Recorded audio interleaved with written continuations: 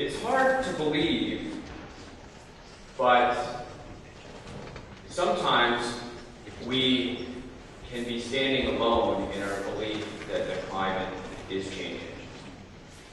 And I didn't really understand it completely until one of the first meetings I went to with fellow leaders from around the country of state bodies.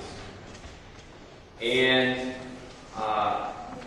what I recognized is that there is not universal belief that this is a problem among our elected officials, among the citizens of not only this country, but the citizens of the world. And so the biggest challenge that we face continues to be ensuring that people understand that this issue is real and that it is perhaps the largest issue that we face for our generation and the generation next. What that means is that we have much work to do.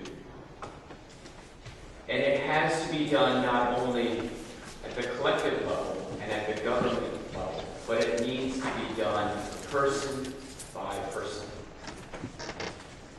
We each need to be talking to each other and those who disagree with us to help them understand that climate change is real.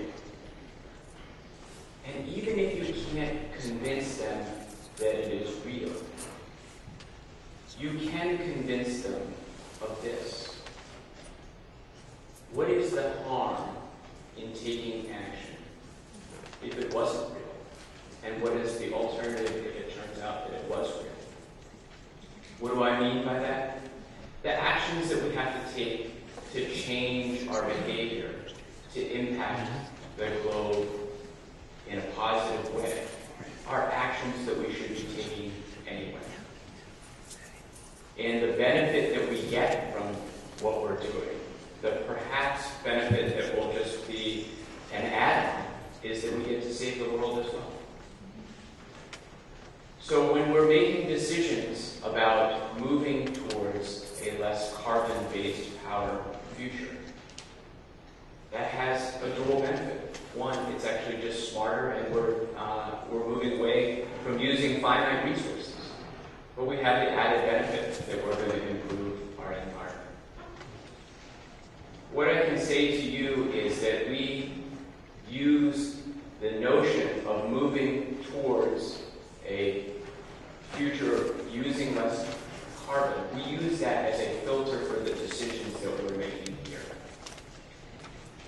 Those decisions are decisions that we're making in the Natural Resources and Energy Committee around where we're going to put our power supply and where we're going to find our power and what we want to encourage and what we're not going to encourage.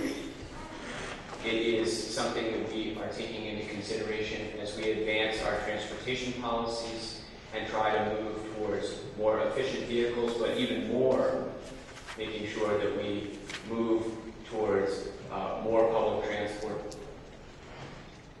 Decisions around our telecommunications policy and broadband so that we can encourage people to work at home and not use as many resources in our transportation sector. And it has to start at home as well. That's why when I was sworn in again as Speaker 4 weeks ago, I set a challenge for state government to save 20% better efficiency for energy usage in our state buildings within the next several years. We should set those as individual goals as well. Collectively, if we set those as individual goals, we will make a difference for all of us. I want to thank you for coming here today and putting a focus on this difficult issue.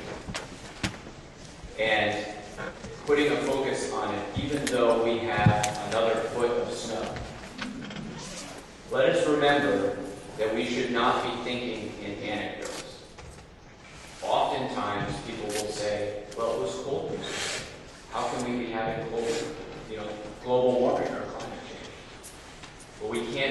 think day by day, we have to think about what's been happening over the last several decades and get that information out so we can make change. We will do it here. We can't do it without your help. And we can't do it alone. We need not only government action, but we need private action. We all can make that happen. So that my kids, your grandkids will have a better future and will have a planet that we can live in. Thank you very much and enjoy your day.